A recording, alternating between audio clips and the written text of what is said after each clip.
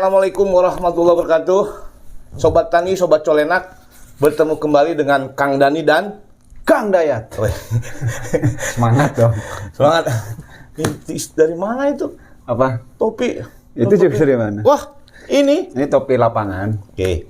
Jadi kalau sedang tidak menulis, tidak mengajar, ya mempraktekkan teori lah. Supaya peserta yang datang teh ulang wae, jadi ulah bengong. Jadi bisa action gitu. Action. Iya dong. Kang Dayat ini seorang widya suara. Besok dia ada pelatihan ya Kang Dayat? Ada ya. Ada pelatihan. Ngajar dong. Pelatihan ini sih untuk teman-teman non aparatur lah. Non aparatur berarti bukan PNS atau ASN ya. Petani. Mahasiswa. Mahasiswa non aparatur ya. Jadi kalau di Sobat Colenak, kalau di Diklat Balai Besar Pelatihan Kesehatan Hewan ini, itu khusus dia memberikan transfer knowledge kepada non aparatur dan aparatur. Kalau non aparatur itu bisa petani, bisa siapapun ya, masyarakat, siapapun. Dan mahasiswa bahkan besok ya. Mahasiswa, kadang ya siswa juga. Pokoknya yang non PNS, non ASN lah. Oke. Itu bisa semuanya datang ke sini. Bisa belajar sini ya. Pada datang ke sini. Ngapain? Nggak takut. Di sini khusus tentang peternakan kesehatan hewan ya. Kesehatan hewan ya. Kesehatan hewan. Kang, ngomong-ngomong, kalau kemarin saya dengar ada istilahnya smart farming. Smart farming. Berarti kalau smart itu Pinter lah ya. Hebat lah. Terus farming itu usaha tani ya, pertanian ya gitu. Pertanian lah. Nah, kalau di termasuk peternakan berarti Kang? Semuanya. Terpadu kan. Kalau di smart farming khususnya peternakan, kita udah ada nggak sih Kang? Sebetulnya ini sebelum kita bahas, kita diskusi. Pertanian kan khususnya di Kementerian Pertanian ini Kang Dani ada 4 direktorat jenderal teknis. Oke, iya betul. Itu yang mewakili mungkin subsektor ya. Oke. Ada subsektor tanaman pangan. Oke, tanaman pangan. Ada subsektor hortikultura. Ada subsektor perkebunan. Dan subsektor peternakan. Iya. Nah, selama ini yang digaungkan dengan istilah smart farming itu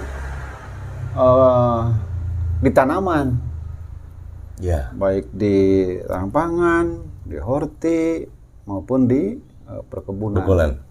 Padahal peternakan oge bisa sangat. Jadi selama ini kan kalau kita berbicara mengenai smart farming atau gimana? Smart farming. Rada benar ya. Jadi pertanian yang pinter lah. Farm itu kawasan pertanian. Farm. Jadi yang digaungkan itu di tanamannya. Tanaman, dan lebih khusus lagi teman-teman yang menggaungkan smart farming itu, Sobat Colenak, Sobat Tani, itu masih terbatas pada tanaman hortikultura malah. Hortikultura, padahal mungkin di tanaman pangan sudah ada, di perkebunan juga sudah ada. Nah, kenapa diterapkannya atau digaungkannya di tanaman pangan?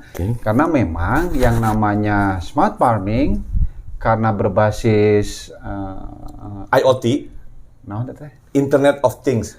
Internet kan mikir ya. Internet, thing kan mikir. Jadi internet besok mikir. Jadi berbasis internet, berbasis internet ya, kemungkinan untuk membaca data itu berbasis internet. Hanya sarana untuk mendukung itu itu kan hardware. Oke. Nah, di sanalah menjadi sedikit masalah bagi petani peternak yang memang modal, biaya, belum bisa mendukung. Belum bisa mendukung. Nah, oleh karena itu sekarang mulailah dirintis, diawali dengan menerapkan smart farming, tapi masih skala kecil. Skala kecil yang notabene perangkatnya, terutama hardware, itu masih murah. Contohnya modul. Benar. Semacam modul lah, semacam modul. Modul ini sebetulnya ini sudah diterapkan di peternakan dari dulu ini. Itu untuk membaca suhu, terus timer. Jadi waktunya nyiram otomatis nyiram sendiri. Kalau misalnya pakai apa itu saung pakai kaca teh. Greenhouse. Greenhouse. Dulu mah greenhouse. Rumah kaca. Dulu mah greenhouse ya. Bisa pakai yang screen, kalau yang itu greenhouse gitu kan. Greenhouse itu bisa kan transparan kan dia. Benar. Screen itu apa? Layar ya? Screen tuh screen. Monitor kan? Monitor. Atau greenhouse sih sebenarnya. Bisa orang nyebutnya screen house. Zaman saya sekolah mah dulu greenhouse. Ya. Jadi rumah kaca. Jadi rumah yang di dalamnya hijau. Bukan rumah hijau kan. Nah, jadi yang menerapkan sedikit biayanya agak tinggi lah. Itu bisa memodifikasi menanam tumbuhan di dalam screen house atau greenhouse, tapi atapnya bisa digerakkan gitu loh. Tapi otomatis. Jadi masuknya matahari dengan angin kali udara ya.